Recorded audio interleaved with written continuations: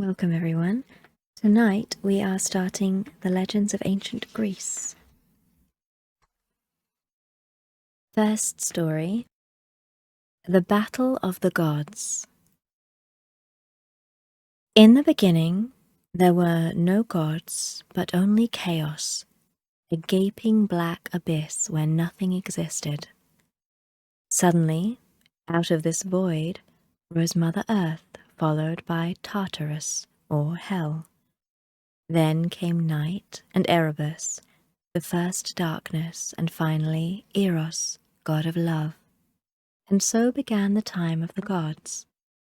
Mother Earth gave birth to Uranus, the sky, to the seas and the mountains, and then to Hemera, daylight, and Ether, the clear blue air which girdles the world and provides it with life.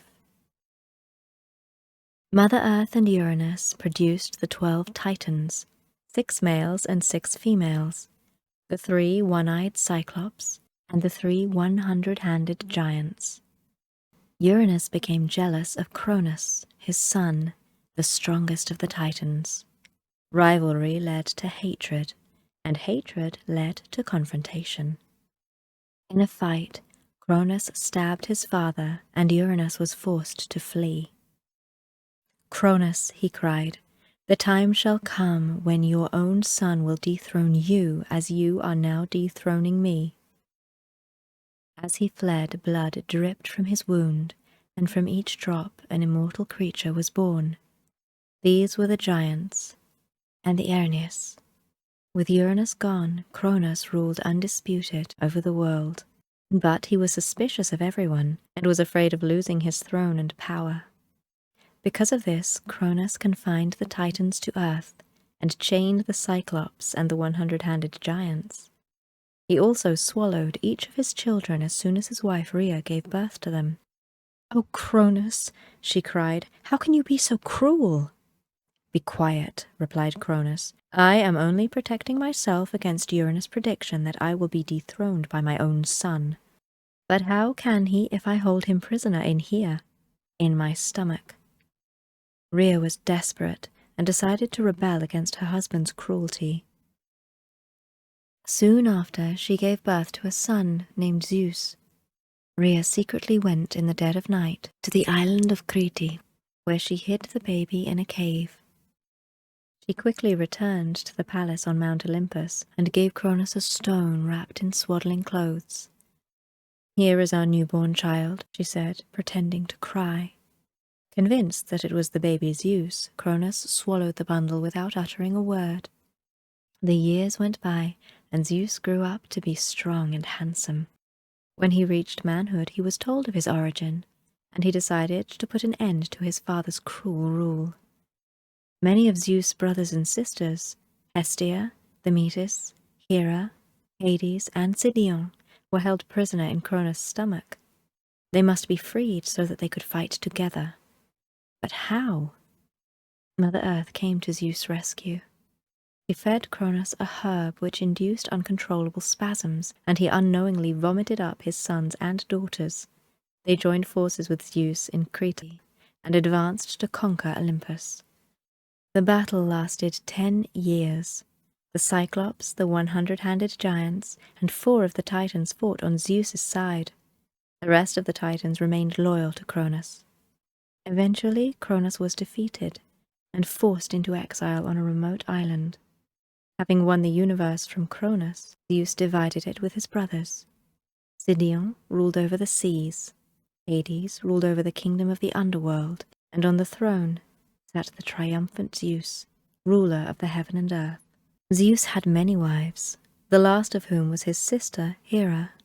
He had many children: Apollo, god of art and poetry; Ares, god of war; Athena, goddess of wisdom; Aphrodite, goddess of beauty; Hephaestus, the lame god of fire; Artemis, goddess of hunting; Hermes, the messenger of the gods.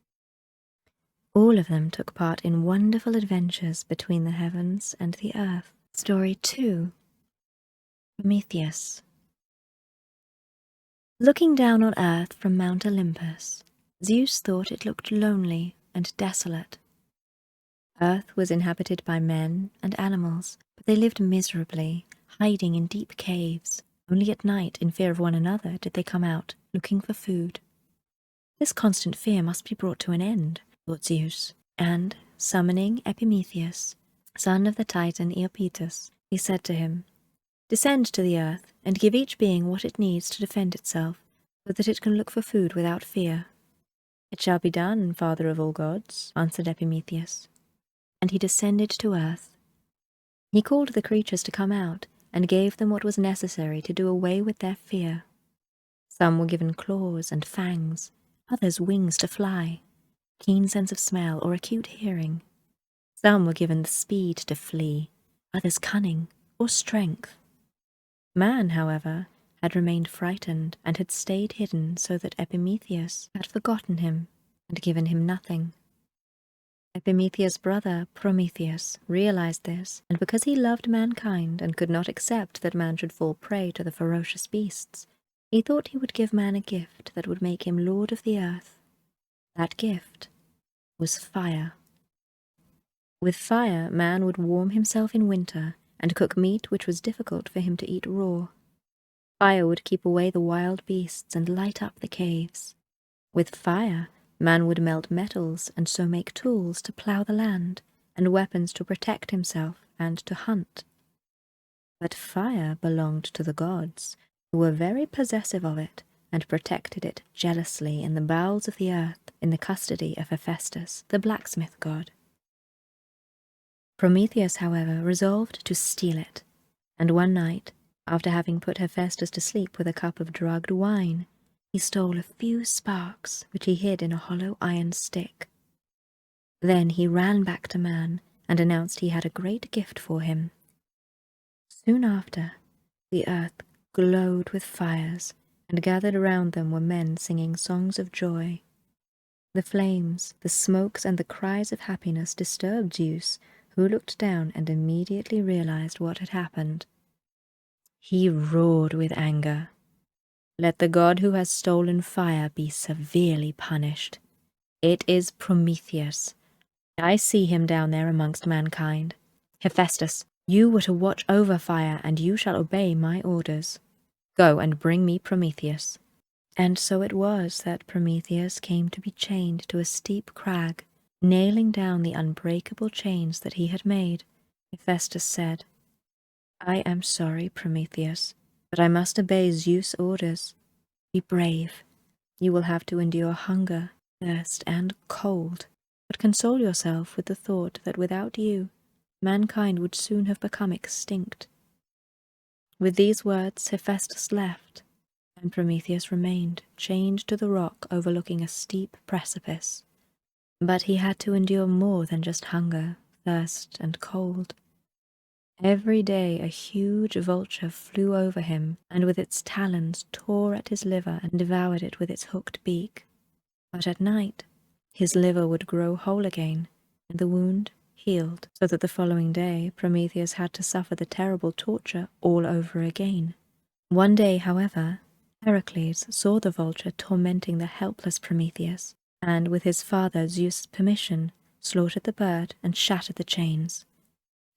"You are free now, Prometheus," shouted Zeus from Mount Olympus. Turning his face to the heavens, Prometheus replied, "Yes, I am. But allow me to remain forever on this mountain, so that, when looking at it, mankind will always remember me, the god who brought them fire." He was immediately turned into a great and majestic rock.